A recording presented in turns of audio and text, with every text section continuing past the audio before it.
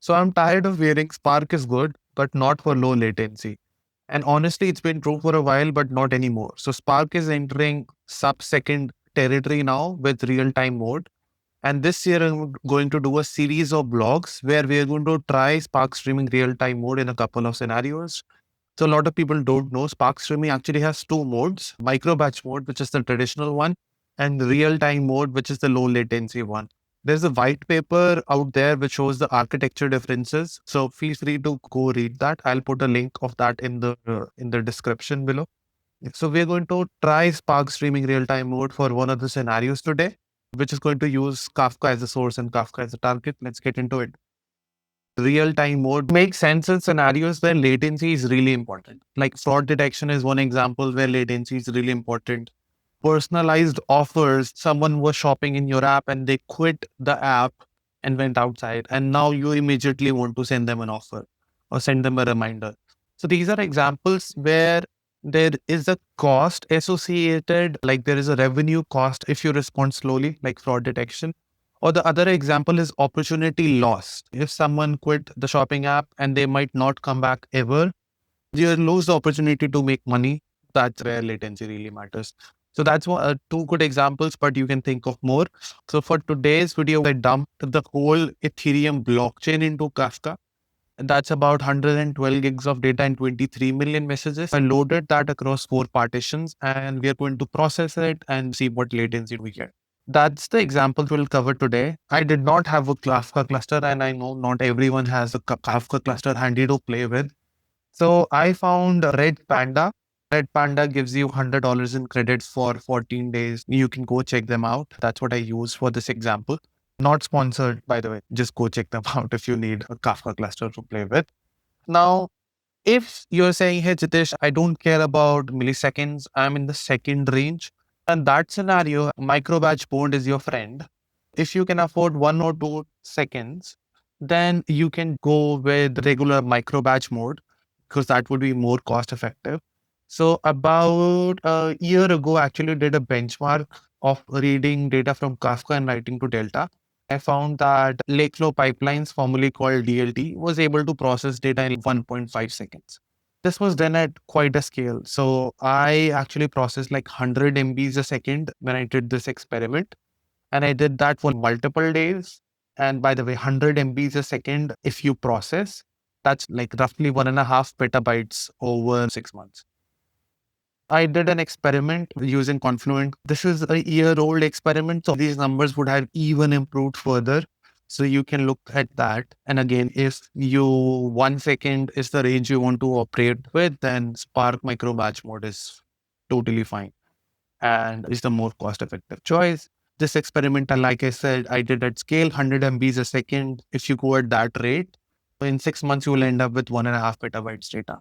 Funny story. Last time I did this experiment, I got a bill from Confluent for $1,300.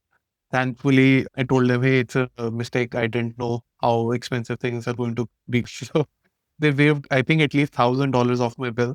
But yeah, don't repeat that mistake. I've already done the benchmark. So just use it.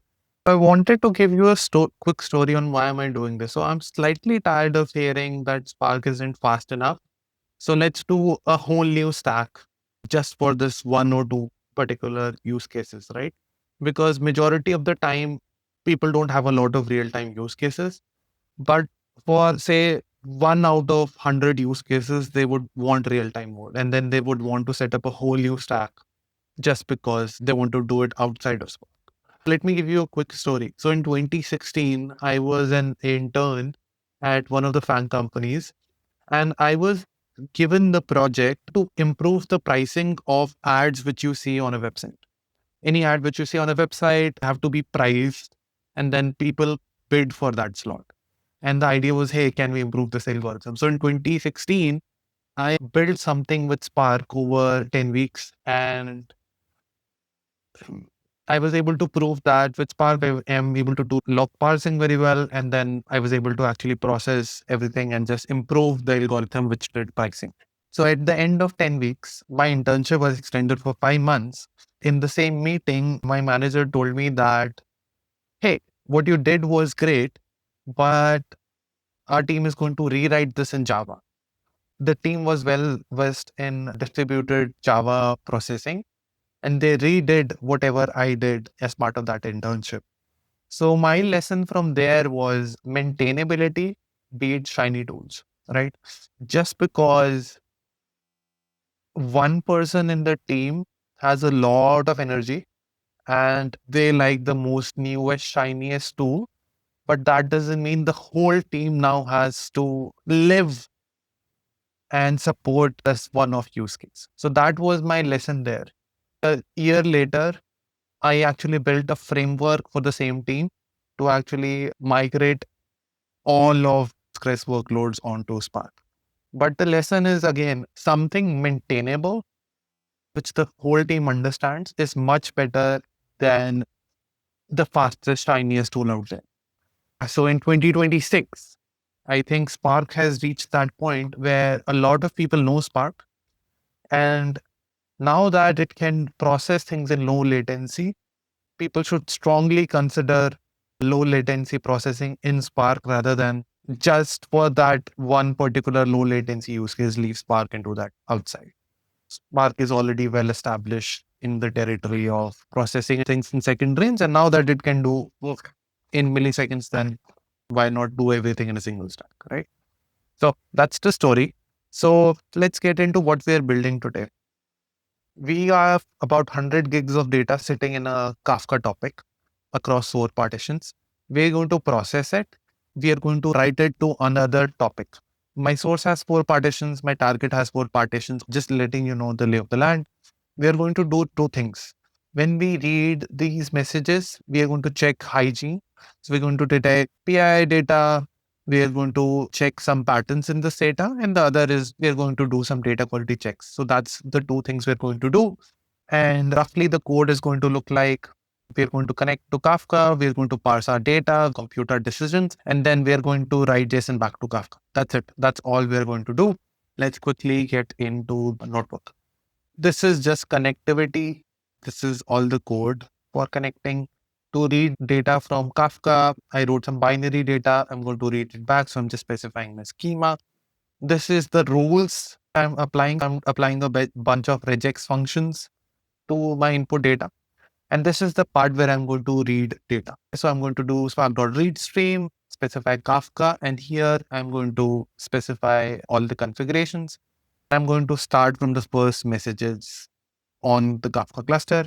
So you can do latest, you can specify with specific message to start from. So just as an example, we have 4 partitions here, and we roughly know the low and high number of every message. We know the lowest and the highest number available here. We can start somewhere in between, wherever you want. This is just the read part to check how the code is working and to check whatever we're doing.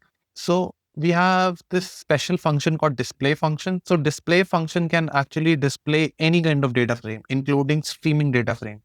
So this is beautiful because I want to apply transformations when I'm building, but also check what the transformations are doing. Here as an example, when I run the display function, it's going to display the output. It's showing key value, the topic name, partition number, message number, and stuff. All right.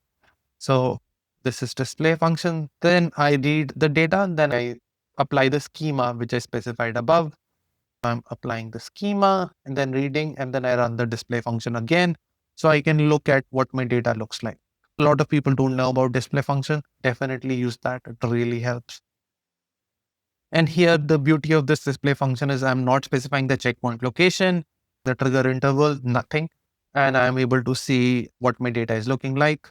So here you can see it's processing data and you can look at what the output looks like, right? Now I'm going to apply a bunch of transformations on this.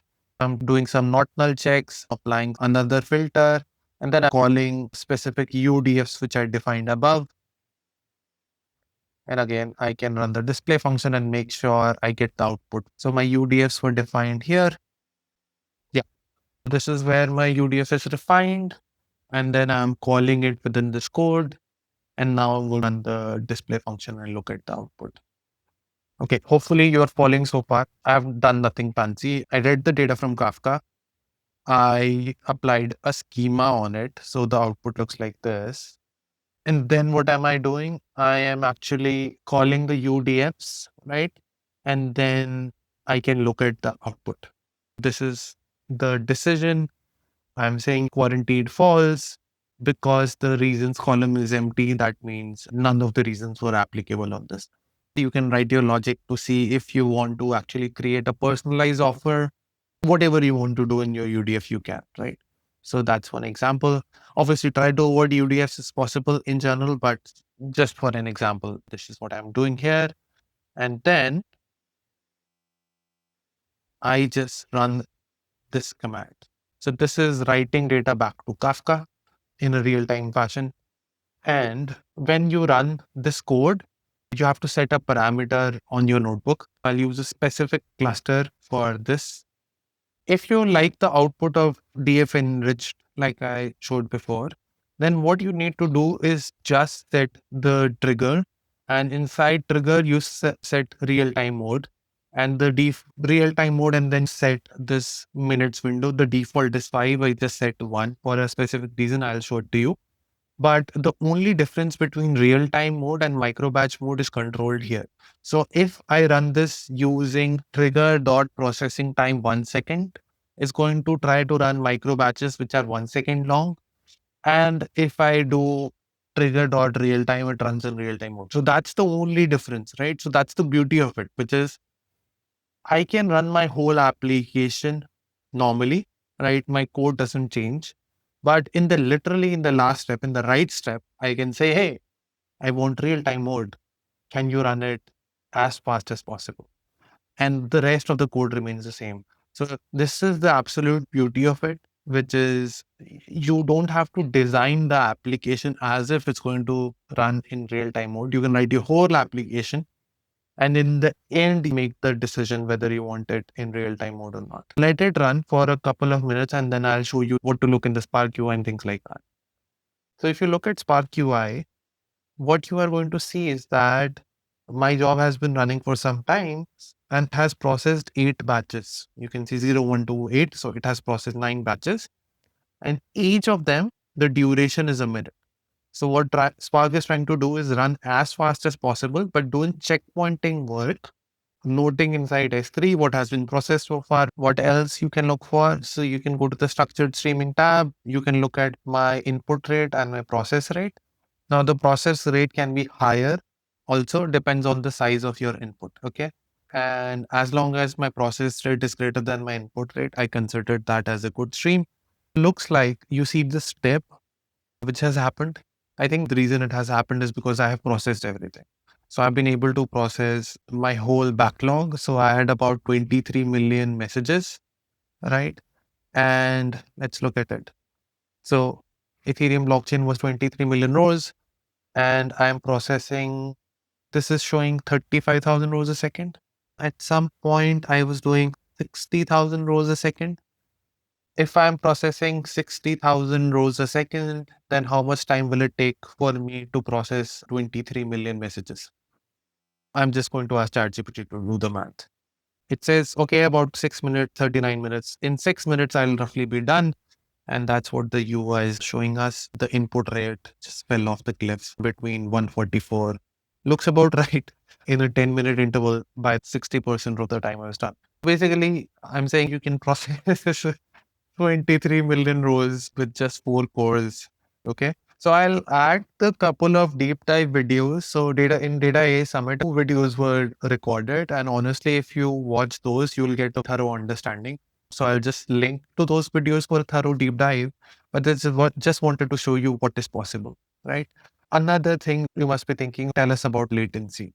So that's another cool thing. The driver logs measure the latency and let us know what the latency is. So I'm going to click driver logs and download this log4j. Our log4j is downloaded. Let me expand this and look for this word, made progress. So if you look at Spark Streaming made progress, here you will find all the data. This is showing you your name of the job. This was the name I provided to my job. It's saying I processed at 69,000 rows a second. This shows the start offset and the end offset. So it shows us in this micro batch how many messages were processed for each partition. Partition number 0 started with 69,000, whatever this number is, and then this was the last message processed as part of this batch. This is how you can look at the input and output.